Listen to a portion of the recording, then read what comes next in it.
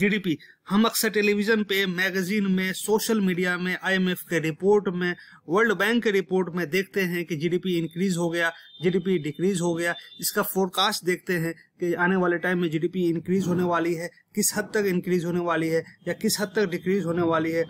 GDP prelims और mains के लिहाज से भी बहुत इंपॉर्टेंट है। जीडीपी का चर्चा सिर्फ मैगजीन में नहीं, आईएमएफ के रिपोर्ट में नहीं, इसका चर्चा किताबों से बाहर हम घरों में करते हैं।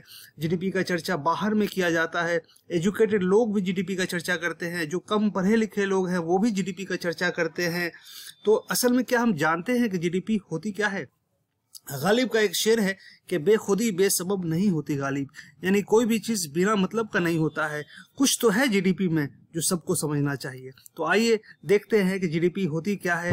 ये सिर्फ एक नंबर नहीं है, बल्कि हमारे देश की इकोनॉमिक हेल्थ, इकोनॉमिक डेवलपमेंट और पॉसिबिलिटी को शो करता है GDP. Meaning of GDP: GDP is a measure that represents the total value of goods and services produced within a country's border over a specific period. So GDP में तीन चीजें आती हैं। पहला तो है total value of goods and services produce with in a country's border, देश के अंदर में प्रोड्यूस होती हैं टोटल गुड्स एंड सर्विसेज, और एक स्पेसिफिक टाइम पीरियड के अंदर में ये प्रोड्यूस होना चाहिए। वो चीजें जीडीपी में शामिल की जाती हैं। जीडीपी एक बहुत इंपॉर्टेंट इंडिकेटर है इकोनॉमिक डिसीजन लेने के लिए, इंटरनेशनल कंपैरिजन करने के लिए कि कौन देश इकोनॉमिकली कितना ग्रो कर रहा है, और देश में जो पॉलिसीज बनाए जाते हैं, इकोनॉमिक पॉलिसी बनाए जाते हैं, उसमें बड़ा इंपॉर्टेंट रोल अदा करता है ये जीडीपी एज एन इंडिकेटर। इसको और सिंपल बनाने के लिए हम कुछ एग्जाम्पल के जरिए समझेंगे। पहला एग्जाम्पल है एग्रीकल्चर का, कि farmer rice, wheat, sugar cane को कल्टीवेट करते हैं, प्रोड्यूस करते हैं।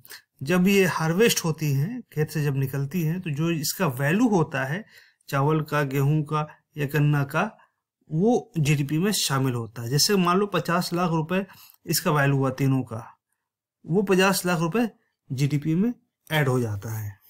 दूसरा एग्जाम्पल देखते हैं मैन्युफैक्चरिंग का। मैन्युफैक्चरिंग में क्या होता है? टेक्सटाइल, ऑटोमोबाइल और मशीनरी प्रोड्यूस होते हैं। सो जब मैन्युफैक्चरर इनको प्रोड्यूस करता है और जब इनको बेचता है, सो वो पार्ट जो सोल्ड अमाउंट है फिनिश गुड्स का इनका, वो जीडीपी में शामिल होता है। सर्विसेज एग्जांपल देखते हैं। सर्विसेज में banking, education, health care, IT services आते हैं। सो ये अलग अलग जो एरियाज हैं, बैंकिंग, एजुकेशन, ये अलग अलग तरीके से जीडीपी में कंट्रीब्यूट करती हैं। वो सारे सर्विसेज सेक्टर में काउंट होता है। जैसे एजुकेशन में कॉलेज फीस लेती है, तो वो फीस वो जीडीपी में शामिल होता है। हेल्थ केयर में जो डॉक्टर्स फीस लेते हैं, वो जीडीपी में काउंट होता है। ये सारे सर्विसेज सेक्टर में इनकी गिनती होती है। इसी तरीके से हम देखते हैं कि एग्रीकल्चर, मैन्युफैक्चरिंग, सर्विसेज, ये अलग अलग तरीके से जीडीपी में एड अप करती हैं, जीडीपी में कंट्रीब्यूट करती हैं, और इन सेक्टर्स को टोटल मिलाकर जो काउंटिंग की जाती है वो जीडीपी कहलाता है। जैसे एग्रीकल्चर ने 50 लाख कंट्रीब्यूट किया, मैन्युफैक्चरिंग सेक्टर ने 80 लाख कंट्रीब्यूट किया, सर्विसेज सेक्टर ने 70 लाख कंट्रीब्यूट किया। ये सब कुछ हम जोड़ते हैं, ऐड करते हैं, तो टोटल आता है 200 लाख रुपीज। ये 200 लाख रुपीज ही जीडीपी में कंट्रीब्यूट होती है, और इसी को कहते हैं GDP. Types of GDP: GDP को 3 पार्ट में हम डिवाइड कर सकते हैं: नॉमिनल जीडीपी, रियल जीडीपी और per capita GDP. What is nominal GDP?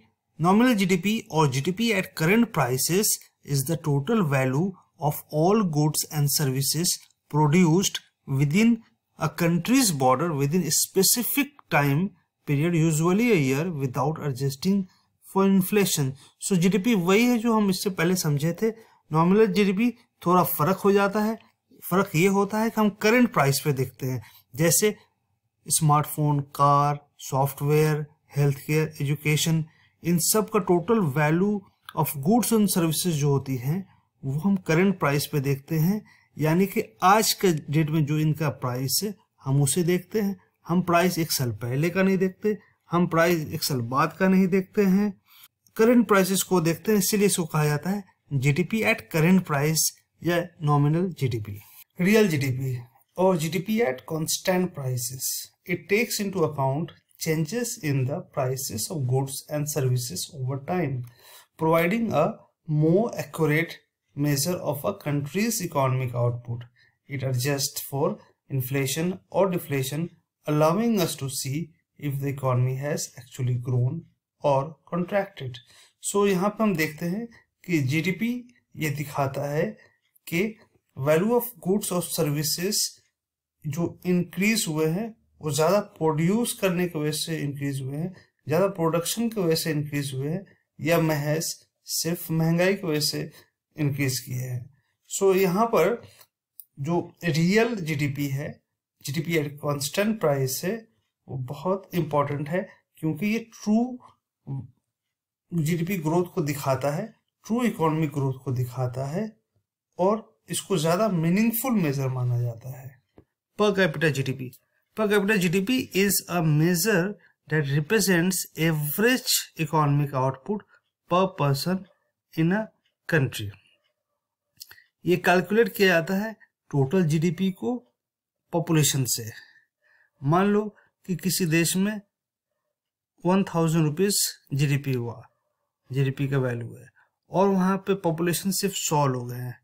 सो 1000 को हम 100 से जब डिवाइड करते हैं तो निकलता है 10 रुपये.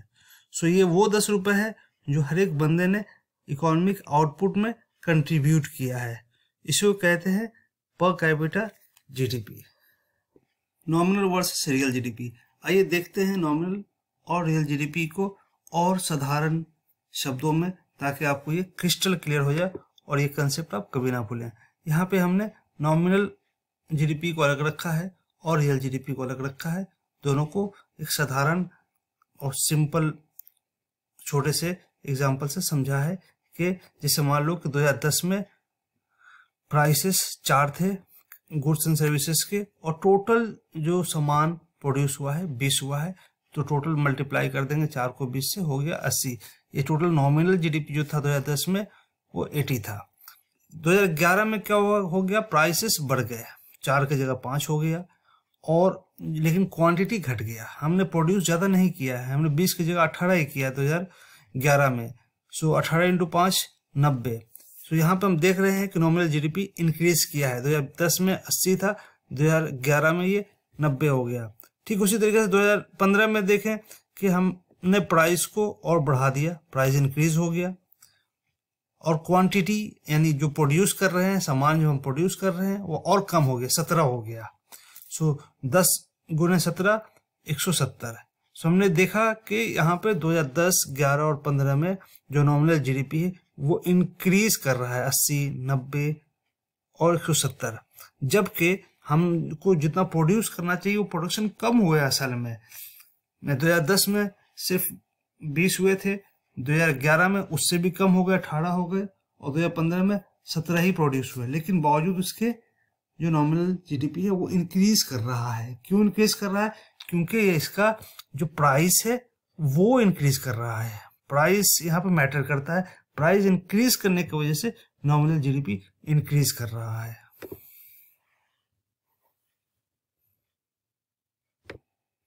दूसरी तरफ हम देखते हैं रियल जीडीपी को. रियल जीडीपी में क्या है कि प्राइसेस को सेम रखा गया है तीनों ईयर के लिए, यानी प्राइस घटेगा नहीं, प्राइस बढ़ेगा नहीं, प्राइस सेम रहेगा चाहे आप जितना भी प्रोड्यूस कर लो. 2010 में हमने देखा कि 20 सामान प्रोड्यूस हुआ, गुड्स एंड सर्विसेज प्रोड्यूस हुआ, लेकिन उसका प्राइसेस हमने काउंट किया बेस ईयर पे. बेस ईयर उसे कहते हैं कि एक साल के को हमने फिक्स मान लिया जब ज़्यादा इन्फ्लेशन नहीं होता, डिफ्लेशन नहीं होता, इकोनॉमी बहुत ज़्यादा ग्रो नहीं करती, बहुत डाउन नहीं होती है. नॉर्मल कंडीशन में बेस ईयर लिया जाता है, उसके प्राइसेस को ली जाती है. तो यहाँ पे 5 रुपये हमने लिया है, और ये 5 रुपये जितना भी प्रोड्यूस हो उसको हम 5 से सिर्फ मल्टीप्लाई करेंगे. 2010 में 20 गुड्स और सर्विसेज प्रोड्यूस हुए थे, उसको 5 से मल्टीप्लाई किया, 100 आया. 2011 में जो कि बेस ईयर को माना है हमने, उसमें 18 गुड्स प्रोड्यूस हुए थे, उसको 5 से मल्टीप्लाई किया, 90 आया. 2015 में 17 गुड्स प्रोड्यूस हुए थे, इसको भी 5 से मल्टीप्लाई किया, 85 आया. सो यहाँ पे हम देख रहे हैं कि जो रियल जीडीपी है वो डिक्रीज कर रही है. असल में क्यों डिक्रीज कर रही है? क्योंकि हमारा जो प्रोडक्शन है वो डाउन हो रहा है दिन पर दिन। यानी हमको जितना सामान बनाना चाहिए, जितना प्रोड्यूस करना चाहिए, जितना एग्रीकल्चर में खेती ही कम हो गया, तो वो दिखाएगा रियल जीडीपी में, असल फिगर दिखाता है कि आपका जीडीपी कम हो गया। लेकिन उल्टा जब आप नॉमिनल जीडीपी में देखेंगे कि नॉमिनल जीडीपी में भले ही हम प्रोड्यूस कम कर रहे हैं, लेकिन फिर भी नॉमिनल जीडीपी का वैल्यू हर साल इंक्रीज हो रहा है। इसलिए इंक्रीज हो रहा है क्योंकि इसका प्राइस बढ़ता जा रहा है हर साल। महंगाई की वजह से प्राइस को इन्होंने इंक्रीज करते चले गए। 4 रुपया हुआ, कल 5 रुपया का रेट पे लिया, परसों 10 रुपये का रेट पे गिनती किया।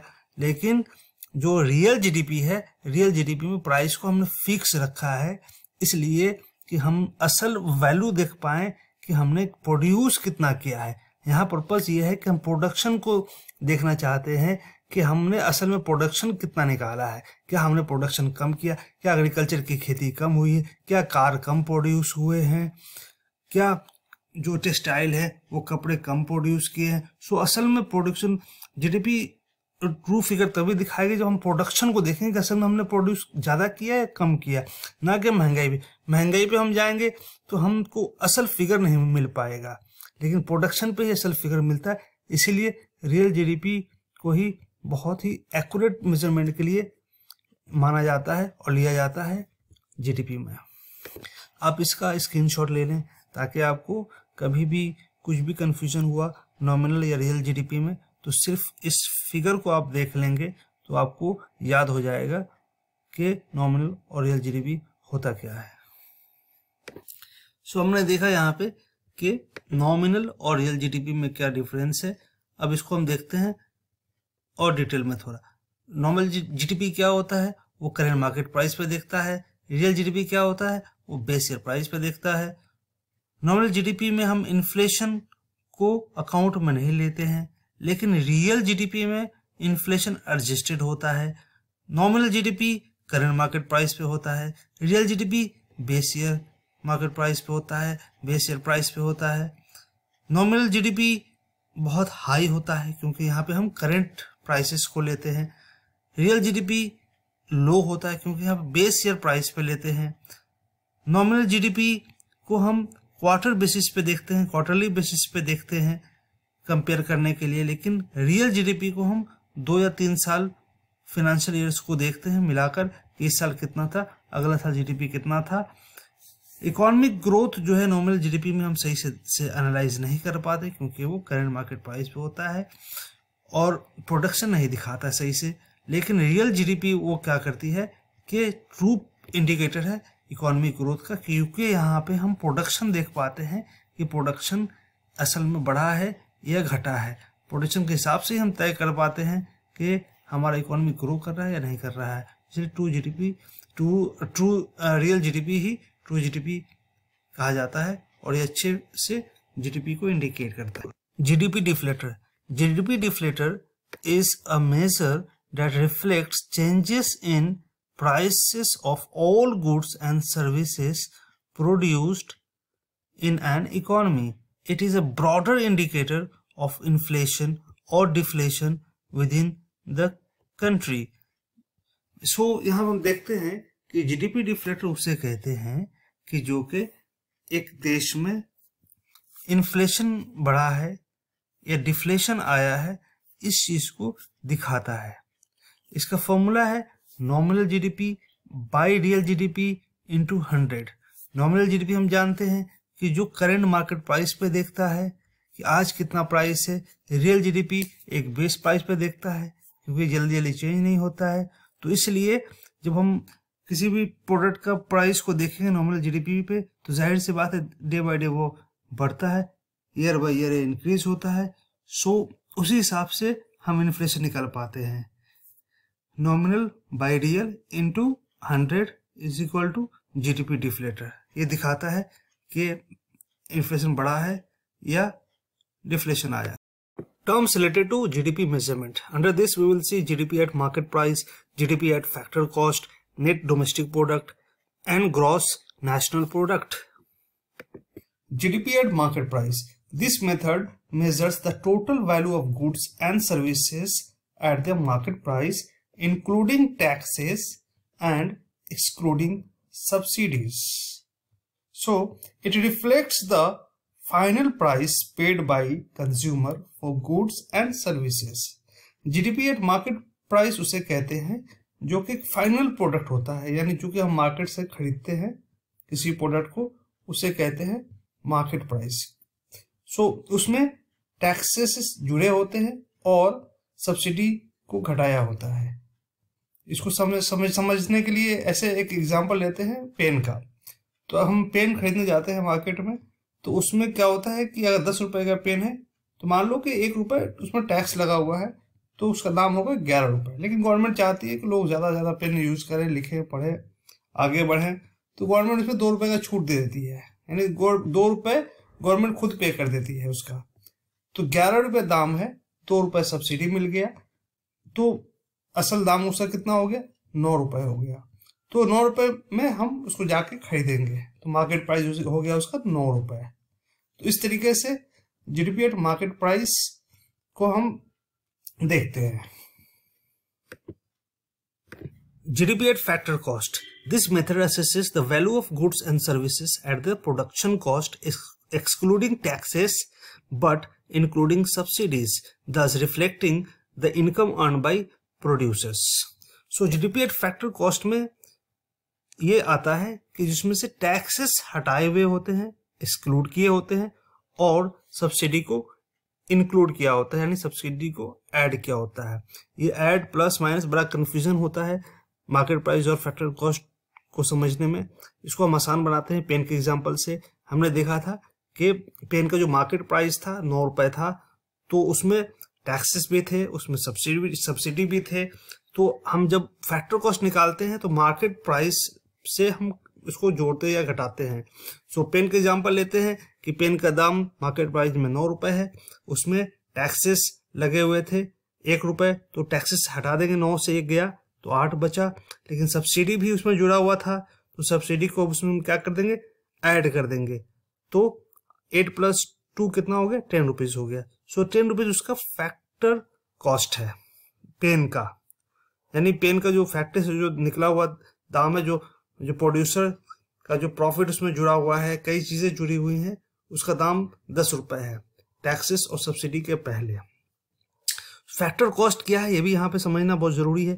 फैक्टर कॉस्ट उसे कहते हैं कि किसी भी प्रोडक्ट को बनाने के लिए कई चीजें काम करती हैं।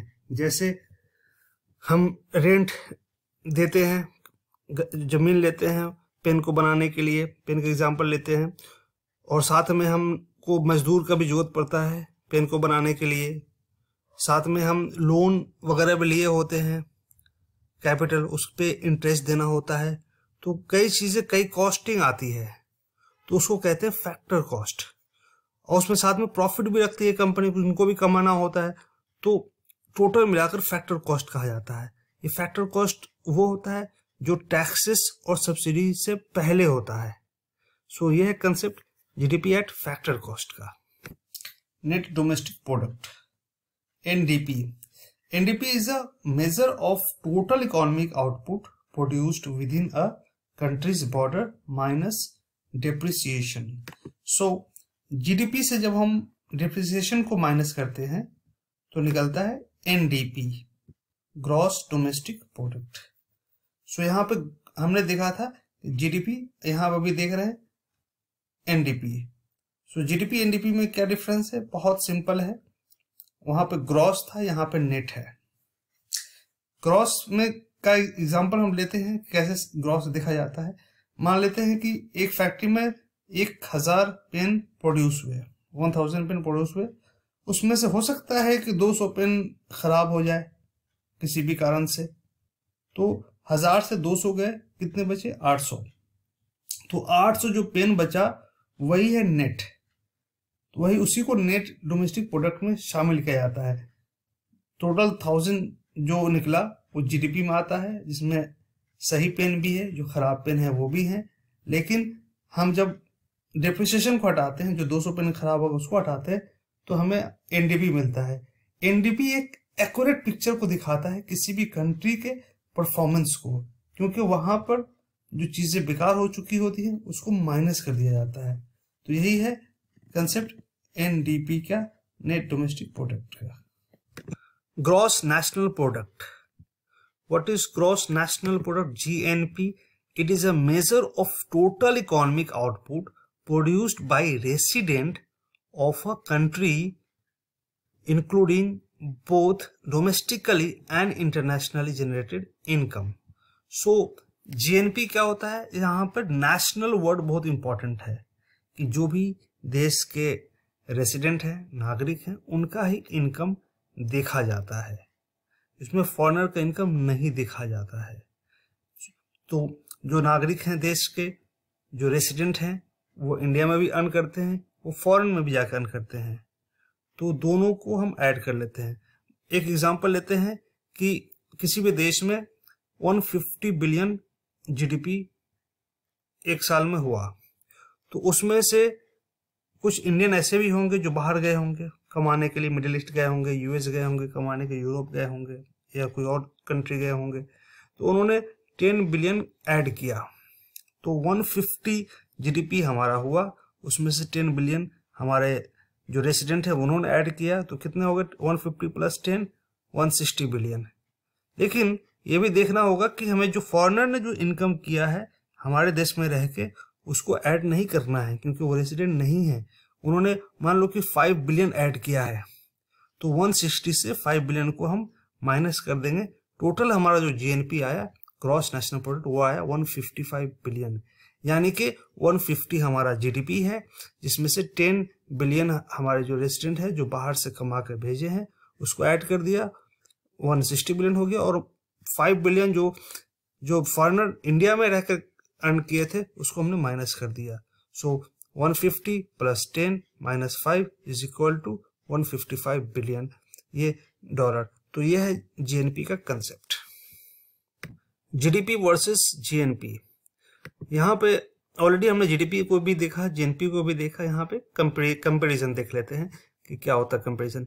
जीडीपी में क्या होता है कि हम जो भी प्रोडक्ट, गुड्स एंड सर्विसेज देश के अंदर में प्रोड्यूस हुए, देश के बॉर्डर के अंदर में प्रोड्यूस हुए, उसको हम जीडीपी में लेते हैं. National income, national output, national expenditure, यहाँ पे हम फॉरेनर का इनकम को भी हम ऐड करते हैं.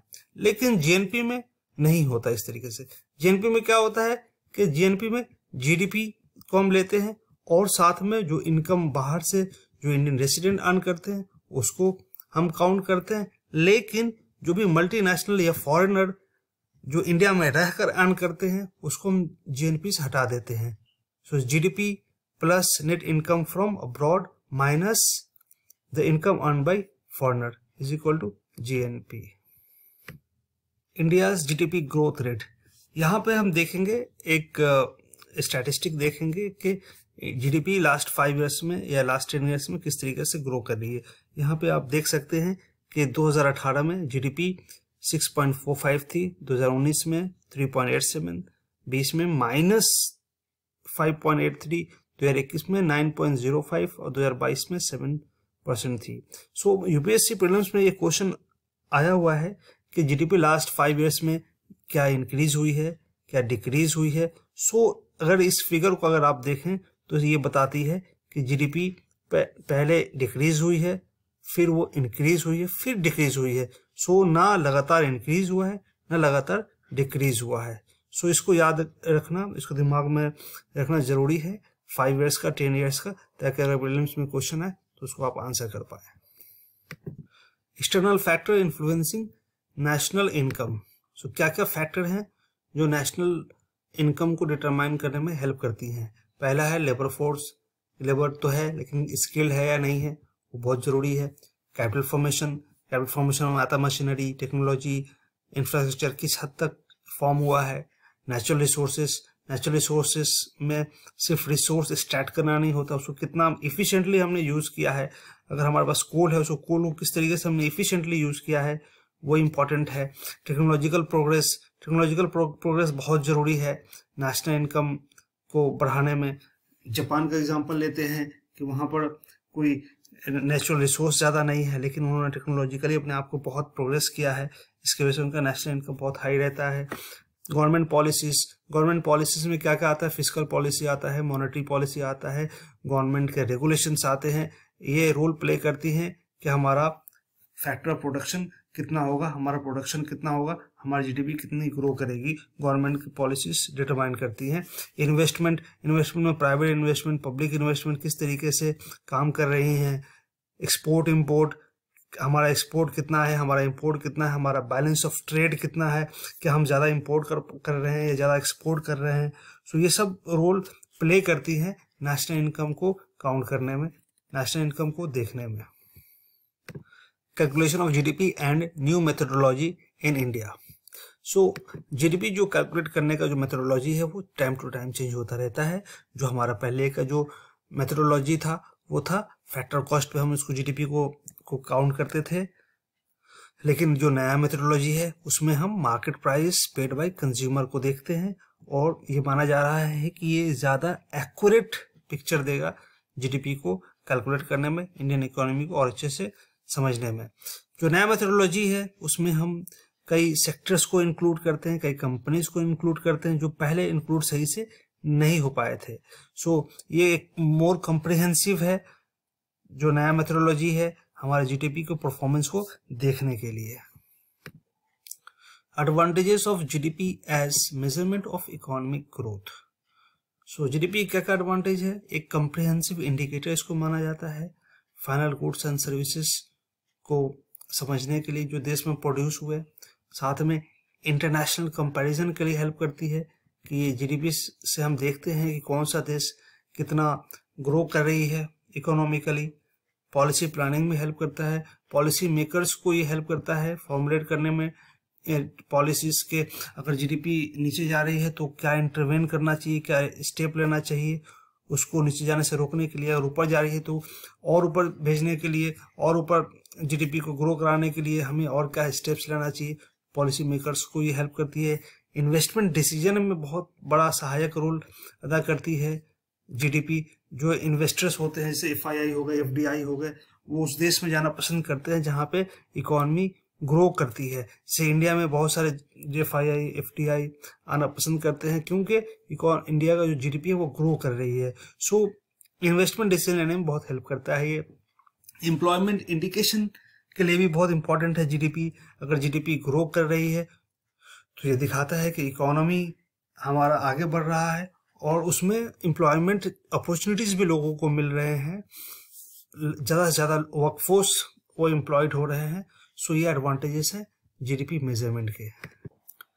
Disadvantages of GDP as measurement of economic growth. So GDP के क्या डिसएडवांटेजेस हैं, पहला है excludes non market transaction. GDP does not count non market transaction such as household work, volunteer activities, then ignores income distribution। GDP income distribution को नहीं दिखाती है, income inequality को नहीं दिखाती है, ये सिर्फ दिखाती है कि जीडीपी ग्रो कर रही है, लेकिन इनकम इनइक्वालिटी कोई अमीर हो रहा है कोई गरीब हो रहा है इसको रिफ्लेक्ट नहीं करती है। क्वालिटी ऑफ लाइफ को नहीं दिखाती है, से इन्वायरमेंटल सस्टेनेबिलिटी को नहीं दिखाती है, ये सोसाइटल प्रोग्रेस को नहीं दिखाती है। Under estimate informal economy. Informal sectors में बहुत सारे एरियाज ऐसे हैं, छोटी छोटी फैक्ट्रीज हैं, उसकी जो ग्रोथ है उसको वो रिफ्लेक्ट नहीं करती है। साथ में इग्नोर्स एक्सटर्नलिटीज। एक्सटर्नलिटीज क्या है, इन्वायरमेंटल जो डिग्रेडेशन है, पॉल्यूशन है, जो वाइल्ड लाइफ क्राइसिस हो रही है, जो लॉस हो रही है वाइल्ड लाइफ को डेवलपमेंट के वजह से, उसको इग्नोर करती है। सो जो ओवरऑल हम देखते हैं कि जीडीपी के फायदे भी हैं और उसके नुकसान भी हैं GDP measurement as a measurement of economic growth के। Purchasing power parity, PPP. PPP क्या है, पीपीपी ये दिखाता है कि सेम प्रोडक्ट का दाम अलग अलग देशों में किस हिसाब से तय होता है। फॉर एग्जांपल अगर इंडिया में एक टी शर्ट का दाम 800 रुपये है तो सेम टी शर्ट का दाम यूएस में कितना होगा। सो हम कंपेयर करते हैं प्रोडक्ट को अलग अलग करेंसी के हिसाब से, ये कहलाता है PPP in simple terms. GDP at PPP. GDP at PPP क्या दिखाता है, ये दिखाता है रिलेटिव कॉस्ट ऑफ लिविंग और इन्फ्लेशन दिखाता है दो अलग कंट्रीज के बीच में। कि उनका कॉस्ट ऑफ लिविंग क्या है, उनका इन्फ्लेशन क्या है। साथ में ये बहुत एक्यूरेट मेजर होता है किसी भी कंट्री का लिविंग स्टैंडर्ड को समझने के लिए और उसकी इकोनॉमिक स्ट्रेंथ को समझने के लिए। एक छोटा सा एग्जांपल लेंगे जीडीपी और पीपीपी को समझने के लिए कि 10,000 रुपये में अगर हम एक लाइफ जीते हैं गांव में, विलेज में, तो वही 10,000 रुपये से किस तरीके से हम दिल्ली में जी पाएंगे? क्या हम सेम तरीके से रह पाएंगे, same standard of living maintain कर पाएंगे? नहीं कर पाएंगे। सो सेम अमाउंट में हम अलग अलग जगह पे same standard of living maintain नहीं कर पाते। इसी चीज को हम कंट्री वाइज देखते हैं, इंडिया के कंपैरिजन में और यूएसए कंपैरिजन में, कि सेम अमाउंट हम अगर उसी रुपीज को डॉलर में कन्वर्ट करें तो क्या हम सेम स्टैंडर्ड ऑफ लिविंग जी पाएंगे जैसे न्यूयॉर्क और या वॉशिंगटन जैसे सिटी में। सो ये चीजें हैं जीडीपी और पीपीपी में आती हैं और यही चीजें हमें समझना है कि जीडीपी और पीपीपी होता क्या है। आगे हम और एग्जांपल देखेंगे ताकि और ये क्लियर हो जाए। आइए जीडीपी और पीपीपी समझते हैं हम एग्जांपल्स के साथ। सिंपल एग्जांपल लेंगे। मान लेते हैं कि एक पेन का दाम यूएस में 90 रुपए है और वही पेन इंडिया में 10 रुपए में आता है। तो इस हिसाब से जो स्टैंडर्ड ऑफ लाइफ है यूएस में वो कितना गुना है? 9 टाइम्स है। यानी कि कोई भी प्रोडक्ट इंडिया में अगर 1 रुपए में मिलता है तो वो सेम प्रोडक्ट यूएस में 9 गुना मिलता है। ये हमने सिंपल एग्जांपल के तौर पे लिया, लेकिन वर्ल्ड बैंक कैलकुलेट करती है कि इंडिया और यूएस के बीच में 22.9 टाइम्स ज्यादा है स्टैंडर्ड ऑफ लिविंग का फर्क। मतलब कोई भी प्रोडक्ट अगर हम $1 में खरीदते हैं इंडिया में तो यूएस में इसको खरीदने के लिए $22.9 देने होंगे। सिंप्लिसिटी के लिए हम 20 टाइम्स मान लेते हैं जो पीपीपी है इंडिया और यूएस के बीच में, जो वर्ल्ड बैंक का निकाला हुआ है। सिंप्लिसिटी के लिए कैलकुलेशन के लिए हमने 20 ले लिया। सो रियल जीडीपी जब निकालेंगे तो मान लो कि रियल जीडीपी हमारा 240 है और $1 का कीमत 80 रुपए है, तो हमारा जीडीपी एट रियल जीडीपी कितना निकला? रियल जीडीपी निकल गया $3 रियल जीडीपी है। वही हम जीडीपी एट पीपीपी देखेंगे कि अगर रियल जीडीपी 240 है और वर्ल्ड बैंक के हिसाब से 20 गुना ज्यादा स्टैंडर्ड ऑफ लिविंग महंगा है यूएस में, 240 को हम 20 से जब डिवाइड करते हैं तो हमारा निकलता है जीडीपी एट पीपीपी 12। तो ये दिखाता है रियल जीडीपी के $3 ही है, लेकिन जीडीपी एट पीपीपी हो गया $12, यानी 4 टाइम्स ज्यादा है GDP eight PPP standard of living के हिसाब से। लेकिन असल में जो इंडिया का जो पीपीपी है, जीडीपी एट पीपीपी है, वो है $13 ट्रिलियन, जो कि 3rd रैंक आता है वर्ल्ड में यूएस और चाइना के बाद। नॉमिनल जीडीपी में इंडिया का जो रैंक है वो 5th है, यूएस, चाइना, जर्मनी और जापान के बाद। और इसका जो वैल्यू है जीडीपी, नॉमिनल जीडीपी का, वो है 3.73 ट्रिलियन। तो ये हमने साधारण एग्जांपल्स के तौर पे देखा कि जीडीपी एट पीपीपी होता क्या है। जीडीपी एज इकोनॉमिक मेजरमेंट सबसे परफेक्ट माना जाता है क्योंकि इकोनॉमिक प्रोग्रेस को दिखाता है किसी भी कंट्री का, एक इन्वेस्टमेंट डिसीजन लेने में हेल्प करता है, एक कंट्री को दूसरे कंट्री से कंपैरिजन करने में हेल्प करता है। लेकिन जीडीपी अपने आप में कंप्लीट नहीं है, इसकी भी खामियां हैं, इसकी भी लिमिटेशंस है। लिमिटेशन ये है कि ये इनइक्वालिटी को नहीं दिखाता कि अगर किसी देश में जीडीपी इंक्रीज हो रहा तो क्या इनइक्वालिटी बढ़ रहा है, घट रहा है, इस चीज को ये शो नहीं करता। एनवायरमेंटल डिग्रेडेशन को नहीं दिखाता, सोशल प्रोग्रेस को नहीं दिखाता। इसलिए हम ऑल्टरनेटिव टू जीडीपी देखते हैं। इसमें सबसे पहला आता है human development index. Human development index में health, education, standard of living को हम देखते हैं। सस्टेनेबल डेवलपमेंट इंडेक्स में हम 3 चीजों को देखते हैं, जैसे economy, social and environmental aspect को देखते हैं। ग्रीन हैप्पीनेस इंडेक्स में हम देखते हैं खुशहाली से हम किसी भी देश की जो डेवलपमेंट है वो तय करते हैं, जैसे ये भूटान ने इसको डेवलप किया था। ग्रीन जीडीपी में हम इन्वायरमेंटल कॉस्ट देखते हैं। इकोनॉमिक प्रोग्रेस के कारण जो इन्वायरमेंटल जो डिग्रेडेशन हो रही है, इन्वायरमेंट को क्या लॉस हो रहा है वो देखते हैं। जेन्युइन, और आगे आता है जेन्युइन प्रोग्रेस इंडेक्स, जीपीआई क्या दिखाता है? जीपीआई ये दिखाता है कि जैसे रिसोर्स डिप्लीशन हो गए, ऑयल हो गए, पेट्रोल हो गए, कोल हो गए और बाकी चीजें जो रिसोर्स है इंडिया में, या वर्ल्ड में जो नेचुरल रिसोर्सेज है किस तरीके से डिप्लीट हो रही हैं इकोनॉमिक प्रोग्रेस की वजह से, इकोनॉमिक डेवलपमेंट की वजह से। इसमें क्राइम भी दिखाया जाता है, ओजोन डिप्लीशन को शो करता है। सो जेन्युइन प्रोग्रेस इंडेक्स को हम एक सब्स्टिट्यूट मानते हैं जीडीपी का। सोशल प्रोग्रेस इंडेक्स, इसे अमर्त्य सेन ने बाकी लोगों के साथ, 2 लोगों के साथ मिलकर बनाया, जैसे जोसेफ और डगलस नॉर्थ, ये 3 लोगों ने मिलकर इसे डेवलप किया है। इसमें हम सोशल प्रोग्रेस को देखते हैं और हम एनवायरमेंटल फैक्टर को भी इसमें इंक्लूड करते हैं। सो ये है alternative to GDP. Thanks for watching our video. Please like, share and subscribe.